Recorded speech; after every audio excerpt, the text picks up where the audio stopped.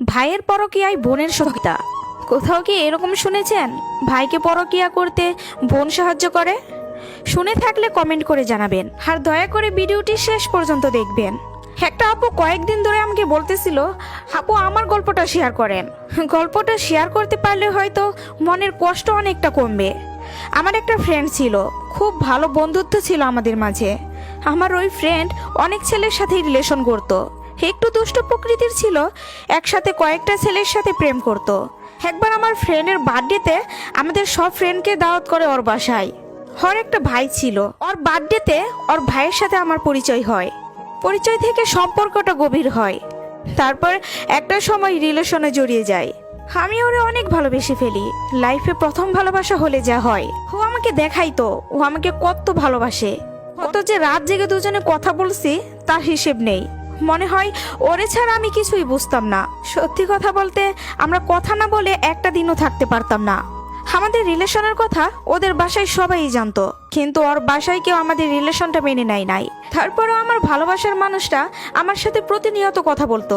বলতো বাসা থেকে কে মেনে নিল কে নিল না সেটা দেখার বিষয় না, আমি তোমাকে ভালোবাসি, এটাই শেষ। এভাবেই আমাদের সম্পর্কটা ভালোই চলছিল। কিন্তু আমাদের রিলেশনটা যখন 2.5 বছর, তখন ও হঠাৎ একদিন বলে ওর সাথে শারীরিক সম্পর্ক করতে। কিন্তু আমি ওর বলার সাথে সাথেই ওকে না করে দেই।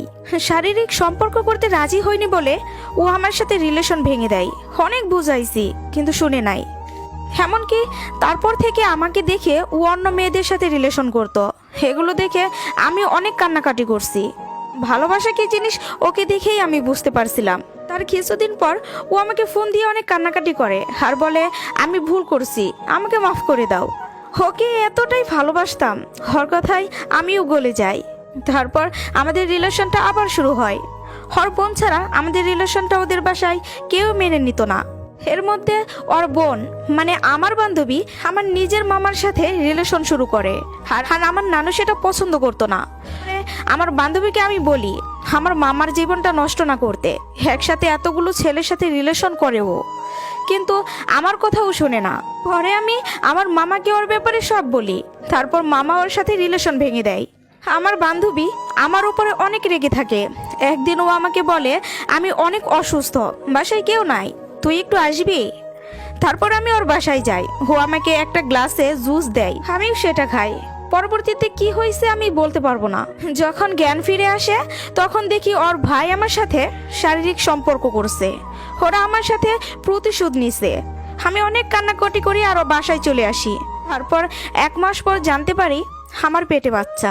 তখন আমার ভালোবাসার মানুষটার সাথে যোগাযোগ করি আর বলি, কিন্তু মেনে নেয় না।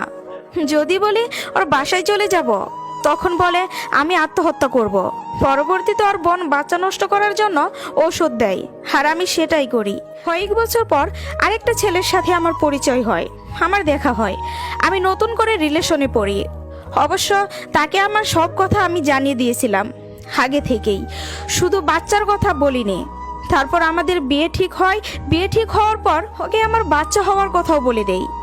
কিন্তু এটা শোনার পর ও আমার সাথে রিলেশন ভেঙে দেয় এবং বিয়েটাও ভেঙে দেয়।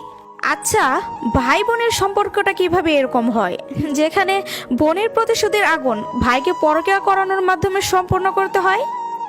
এখানে শিক্ষণীয় কি জানেন? ভুল ক্ষমা করা ভালো, কিন্তু বেইমানি কখনো ক্ষমা করা ভালো না। যে ভালোবাসা পরকীয়া না করার জন্য ছেড়ে চলে যায়, সে ভালোবাসা পরে ফিরে আসলেও তাকে গ্রহণ করা ঠিক না।